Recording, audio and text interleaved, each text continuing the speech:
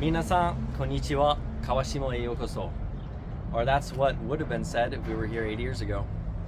Hello everyone, good afternoon. My name is Austin Quaintance, and I'd like to welcome you to Walnut Grove, California.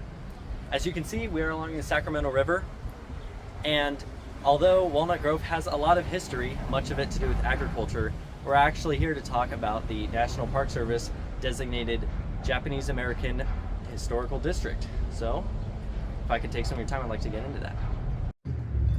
So, you're probably wondering, why here? Why in Walnut Grove? Why not Japantown, San Francisco, or another big city? Well, at the turn of the 20th century, Walnut Grove was fast developing as an agricultural hub, and many of the farm workers were from southern China.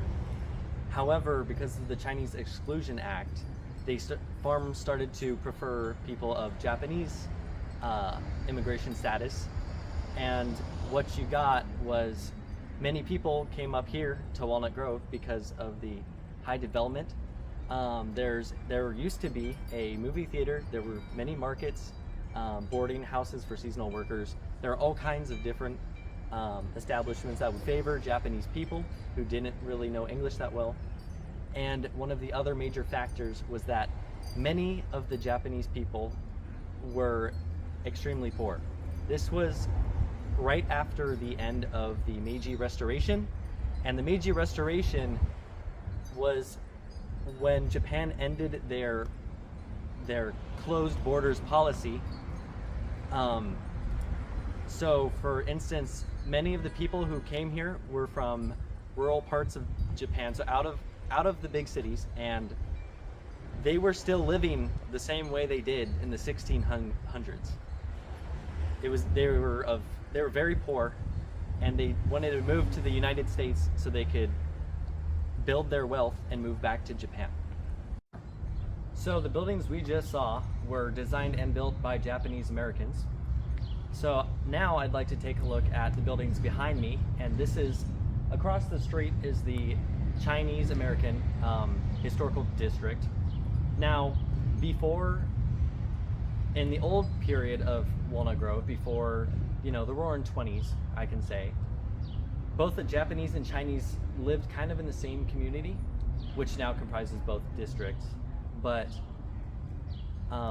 many of those Chinese were still here from that time of mass immigration, and the newer Japanese families as well lived in the same neighborhood. Now, there was a fire in 1915, and that fire pretty much destroyed both districts. And at this time, there's a lot of racial discrimination between the Japanese and Chinese. It was so bad that there was a day when representatives of the Japanese government sailed up the Sacramento River to tell the Japanese community here specifically that they cannot cross this street to talk with the Chinese because they were filthy, among other racist reasons. And after the fire, some of the Chinese decided to move a mile up the river into the now town of Locke, where you can find the Locke Boarding House State Park, among other local museums. But generally the Japanese stayed here, and the Japanese Historic District is what was left. That's what they built. Hello everyone, I'd like to introduce you all to Grace Matayoshi. Hello Grace. Hi everyone, my name is Grace Matayoshi, and I'm an Asian Studies major at Sacramento State and a fourth generation Japanese American. And in Asian Studies, you learn about the Japanese concentration camps, right? Yes, we learned quite a bit about the Japanese American concentration camps. In fact, some of my family members were imprisoned in Tule Lake. Could you tell us more about that? Yes, so on February 19th, 1942, Franklin Delano Roosevelt enacted Executive Order 9066, which meant that more than 120,000 Japanese Americans across the West Coast were imprisoned in desolate regions across the United States of America until the end of World War II. Thank you so much, Grace. Thank you so much.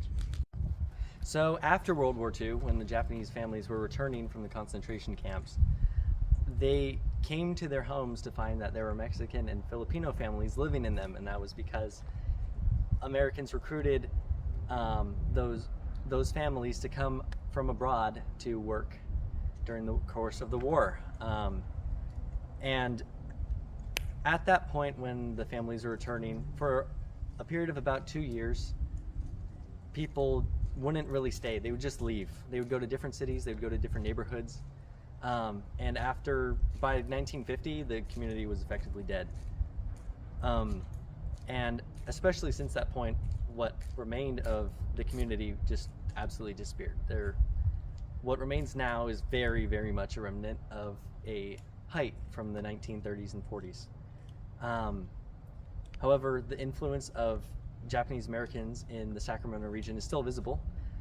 There is Salad Cosmo, a mung bean sprout company in Dixon, which is very, very popular. There is Coda Farms, which still produces mochi flour, which they call mochiko, and Matsuda's Nursery out in East Sacramento County, and they are still very much important now as they were back then. Despite other efforts such as the reparations of the 80s, the Japanese communities in Japantown still have not fully recovered. People have continued to move into the suburbs and stray away from the specialized communities, so that now they're all predominantly gone. And especially as us who live in Sacramento, a very diverse region, mind you, we need to remember that the Japanese Americans who have lived here have made very much of an important mark in the region as all other people.